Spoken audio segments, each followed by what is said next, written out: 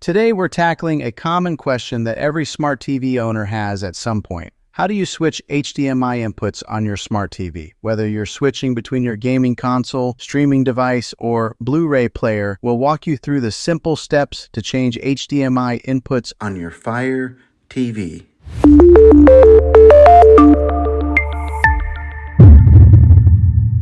First things first, locate the HDMI ports on your smart TV. Typically, these are found on the back or the side of your TV. Each HDMI port is labeled with a number, like HDMI 1, HDMI 2, and so on. This labeling will help you identify which port is connected to which device. For example, HDMI 1 might be your cable box, while HDMI 2 could be your gaming console. Before you switch inputs, make sure the device you want to use is powered on. For instance, if you want to use your PlayStation or Fire Stick, turn it on first.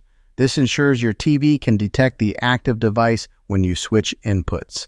Now grab your TV remote and look for a button labeled Input, Source, or sometimes AV. Pressing this button will bring up a menu on your screen showing all the available inputs. Use the arrow buttons on your remote to navigate through the options. Scroll through the list until you find the HDMI input that corresponds to the device you want to use. For example, if your gaming console is connected to HDMI 2, highlight HDMI 2 on the menu and press the OK or Enter button on your remote. Your TV will switch to that input, and you'll see the device's screen appear. What if you've lost your remote? Don't worry. Most smart TVs have physical buttons on the side or bottom of the screen. Look for the Input or Source button and press it repeatedly to cycle through the available HDMI inputs. Stop when you reach the one you need. Here's a bonus tip. On many smart TVs, you can rename your HDMI inputs to make them easier to identify. For example, you can rename HDMI 1 to cable box and HDMI 2 to gaming console. This option is usually found in your TV's settings menu